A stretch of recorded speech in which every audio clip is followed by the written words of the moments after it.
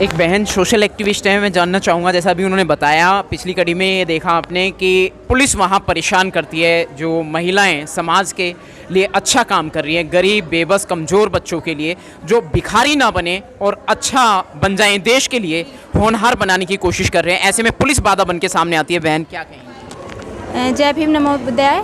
मैं ज्योति, नारी शक्ति संघ हमारी एनजीओ है। हम गरीब बच्चों पे काम करते हैं, जो रेड लाइट एरिया पे जो बच्चे भीख मांगते हैं, वहाँ पे हमने सेंटर खोला हुआ है। लेकिन बेचारे छोटी छोटी झुग्गियों में रहते हैं, आर्थिक स्थिति भी उनकी इतनी ख़राब है। अभी हमारी सीनियर आई हुई थी तो उनको भी जाना पड़ा क्योंकि उनकी झुग्गियों वहाँ पे तोड़ने वाले आ रखे हैं।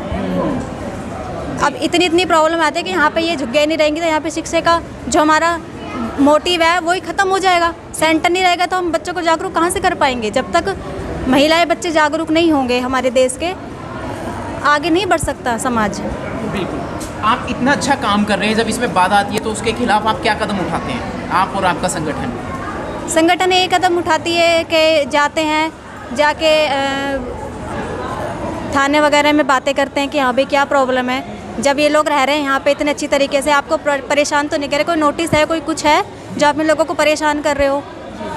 क्योंकि कोई भी काम होता है। एक बहन ने अभी बताया कि पुलिस भी तंग करती है, तो वही तो चीज़ है ना, उसी चीज़ का तो हम उनसे सवाल करते हैं। उनके ऊपर भी तो ऊपर से प्रेशर होता है, हम भी। आप उनके प्रेशर की चिंता ना करें ना, आप तो ये वो तो ऑलरेडी।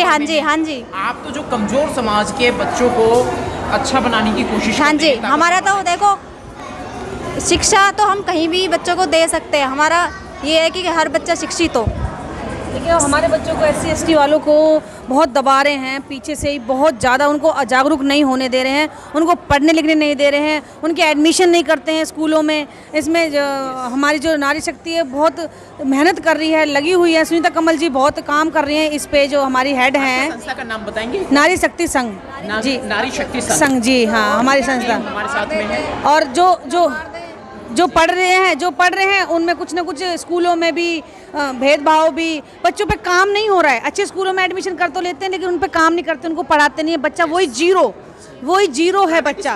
प्राइवेट स्कूलों में भी कह रहे हैं आप, बिल्कुल सही है। प्राइवेट स्कूलों में बच्चों के एडमिशन ले लिए, लेकिन उनके बच्चे होशियार हैं, हमारे नालायक कैसे हो जाते हैं?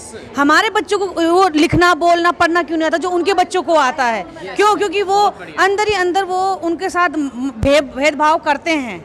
और हम लोग अपने घर में उनको पढ़ाते हैं लिखाते हैं, फिर भी बच्चा हमारा पीछे। ट्यूशन लगाते हैं तब भी पीछे, उनके बच्चे बिना उसके भी आगे पहुंच जाते हैं। कैसे? ये सब यही तो रणनीति है, ये इन लोगों की रणनीति है। और यही इसी के कारण हमारे बच्चे पीछे रह जाते हैं, ना पढ़ पाते हैं, ना आगे बढ़ पाते हैं, और ना वहाँ आगे उनको जगह मिल पाती है। आधे नंबर से बच्चों को फेल कर देते हैं, आधे नंबर से बच्चों को हटा देते हैं। अरे भाई, इतना मेहनत कर रहा है बच्चा, आपने आधे नंबर पर उसको हटा दिया, और जिसके कितने पॉइंट कम है उनको आगे निकाल दिया है। तो ये चल रहा है, ये राजनीति चली हुई है हमारे SC/ST बच्चों को पढ़ाई पे। हमारे बच्चों को बिल्कुल कमज़ोर कर रहे हैं ताकि बच्चे पढ़े ना और समझे ना और आगे बढ़े ना। इसलिए ये गरीब और कमजोरी बना रहे हैं। गरीबी और कमजोरी दोनों तरफ से जी। पढ़ाई का यही है सबसे बड़ा कि ये लोग हमारे बच्चों को पीछे रखना चाहते हैं, हम लोगों को आगे बढ़ने नहीं देंगे, लेकिन हम लगे हुए हैं फिर भी। जी। बहुत अच्छा, बहुत बहुत साधुवाद, बहुत शुक्रिया कि आप इतना अच्छा काम कर रहे हैं जी। संघर्ष है, करते रहिए। सरकार से क्या कहेंगे इस विषय में? संघर्ष के बाद में सरकार से सिर्फ यही कहेंगे, मोदी हो चाहे कोई भी हो, ये नहीं आए, और लेकिन हमारे जो बहुजन हैं, हम लोगों को उतना ही जो बाबा साहब हमारे लिए करके गए हैं उसके लिए हमें इतना ही महत्व दें, सबको बराबर रखें, और पढ़ाई में भी और हर चीज़ में भी, नौकरियों में भी हमें नौकरियां भी चाहिए। ये नहीं है कि हमें SC/ST हैं तो भाई हमें कोई वो है, नहीं, हमें बराबर का भी अधिकार चाहिए। और हमें ये सबसे बड़ा ये है, छुआछूत वाला बिल्कुल खत्म करना चाहिए। मतलब जातिवाद आप देख रहे हैं वर्तमान समय में छोटे स्कूल लेवल पे भी है, कॉलेज में भी है, सब है। बच्चे छुपाते हैं, हमारे बच्चे ऑफिस जाते हैं और छुपाते हैं इस चीज़ों को। ये सच्चाई है, डर के मारे के भेदभाव होगा, और फिर बच्चों शोषण होता है। हमारे समाज में सबसे बड़ी चीज़ तो बच्चियों का शोषण होता है। कह देते हैं कि हाँ भाई, इसे मतलब कि इस लड़की ने या इस महिला ने कपड़े ऐसे पहने हैं, लेकिन 5-5 साल की लड़कियों को जला देते हैं, उसकी जीभें काट देते हैं। किस लिए कर देते हैं? 5 साल की लड़की कैसे?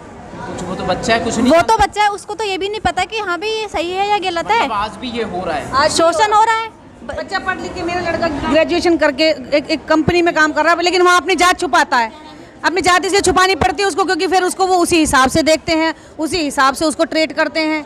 तो ये सब जगह भी चल ही रहा है, जातिवाद तो चल ही रहा है, चलता ही रहेगा। मतलब भारत में वर्तमान समय में भी आज़ादी के 76-77 साल बाद भी जातिवाद चल रहा है, आज भी भेदभाव है आप ये बच्चों में। मानते हैं हम लोग अभी पूरी तरह से आज़ाद नहीं, अभी तक हम पूरी तरह से आजाद नहीं है, डर डर के रहना पड़ता है, डर डर के डर डर के जीना पड़ता है। आप क्रांतिकारी हैं, संघर्ष कर रहे हैं इतने सालों से और फिर भी हम लोग डर डर के रहते हैं, हमारे वही बच्चे भी। समय की याद ये दिला रहे हैं जब बाबा साहेब का भी स्कूल में एडमिशन हुआ था तो बाधाएं आई थी। जी, और जी, वही बिल्कुल। वक्त इन्होंने बताया कि आज भी चल रहा है, आज भी चल रहा है, दिल्ली में भी चल रहा है, दिल्ली में क्या सब जगह चल रहा है, दिल्ली में तो और भी ज्यादा चल रहा है, बिल्कुल।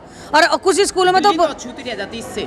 हाँ, नहीं, दिल्ली में भी चल रहा है, दिल्ली में हमारे बच्चों के साथ भी ये सब हो रहा है, बच्चों को आता ही नहीं कुछ। आपने हालात बताए हैं, तस्वीरें बताई हैं, ये दिल्ली की ही है। ये दिल्ली की हैं, ये भी दिल्ली में चल रहा है अभी भी, बच्चों के साथ भेदभाव। बहुत बहुत शुक्रिया, बहुत बहुत जी। आपका नाम है? जी, मेरा नाम नीलम सिंह, मैं नारी शक्ति संघ से महिपालपुर से जी। बहुत बहुत शुक्रिया।